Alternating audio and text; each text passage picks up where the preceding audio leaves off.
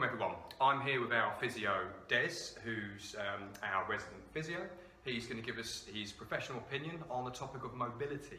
It's a bit of a popular topic nowadays.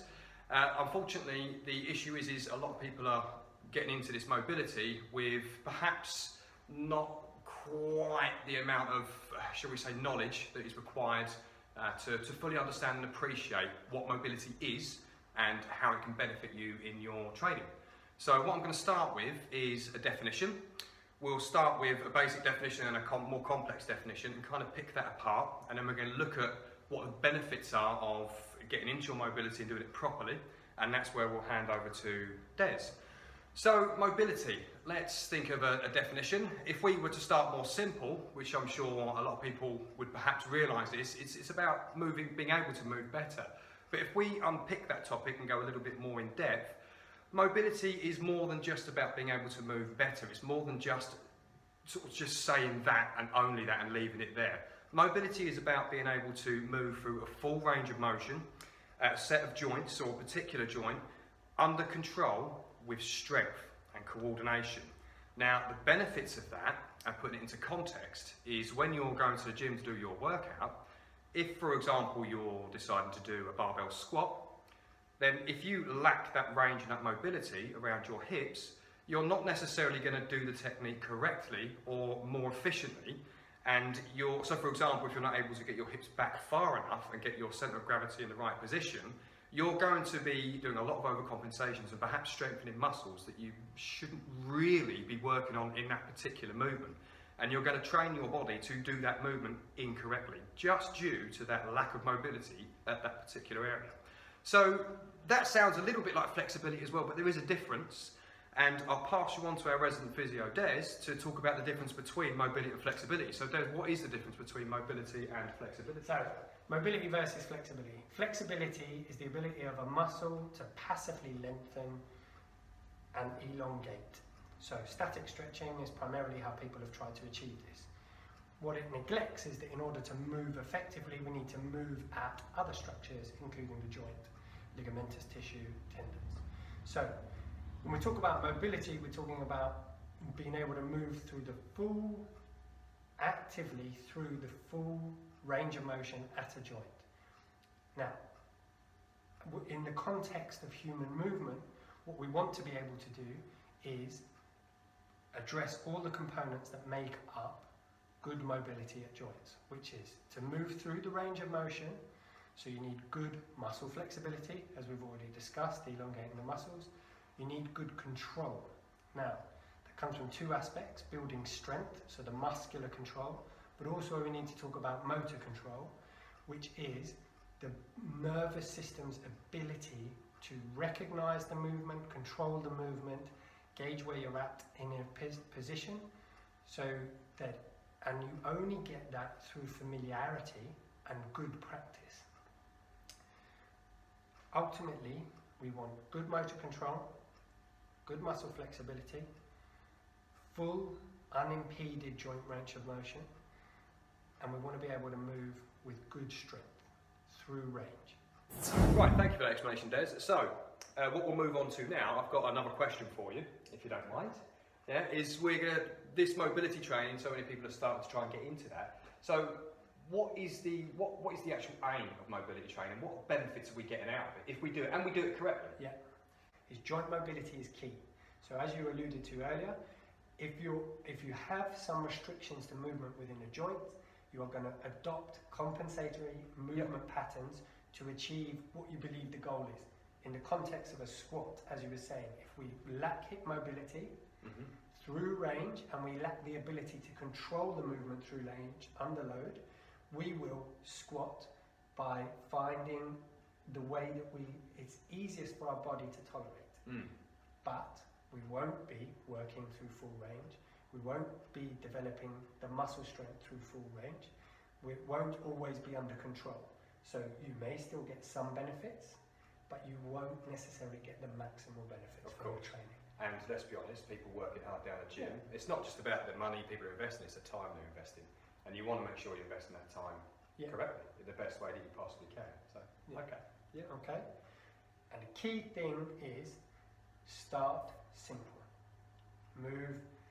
Move easily and move regularly. Essentially, use it or lose it. But if you go straight into a lot of these mobility drills that we see people doing, higher mobility drills, which, you know, the squat warm-ups or even the squat itself is a complex mobility drill because it involves multiple joints, and if you have any one of these joint restrictions, it will offset the whole movement and the effectiveness of what you're doing. Yeah, I so agree. you want to deal with the joint mobility, the specific restrictions first, make the movement simple, develop that control under light load, and slowly progress the challenge of by how deep you go, how heavy you load it, and making sure that you can control all aspects of that. Okay. I think what we need to do next then is what we'll do is we'll switch the camera around a bit. So we'll switch this off and then we'll put it back on, and we'll pop it round into an angle where we can perhaps shall we look at breaking down a squat. Yeah.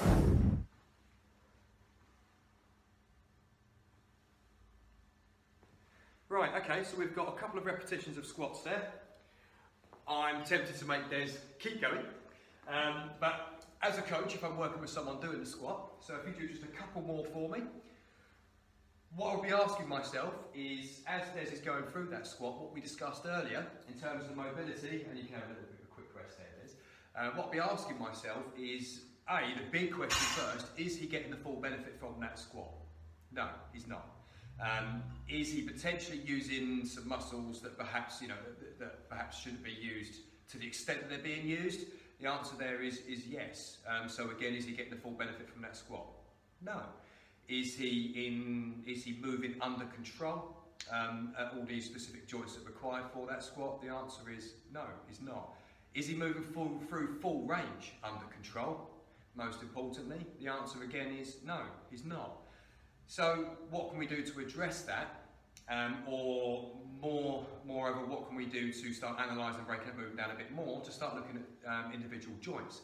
So where Des was going wrong there was what we call the thoracic spine. So here, which is just behind your ribs, down your back, what we call the thoracic area, there wasn't enough extension there. It was quite rounded. You may or may not have saw that on the video.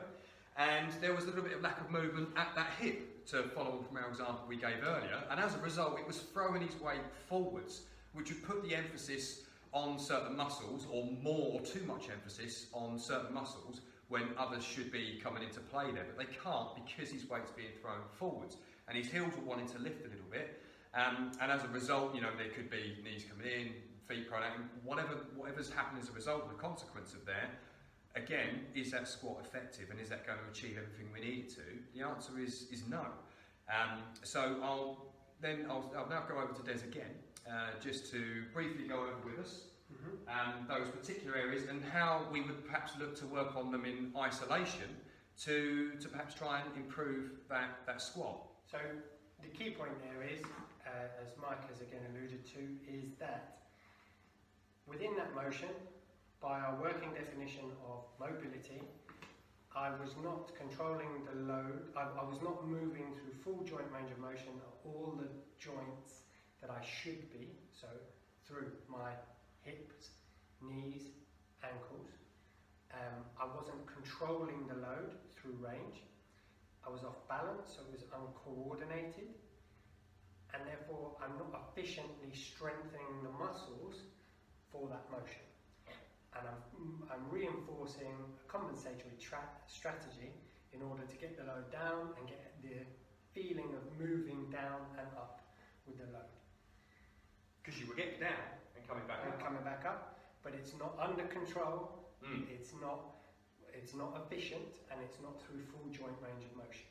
Now, if there are specific joint issues, so we have a restriction at a particular joint, let's take the thoracic spine for example. It's quite a common issue. Yeah.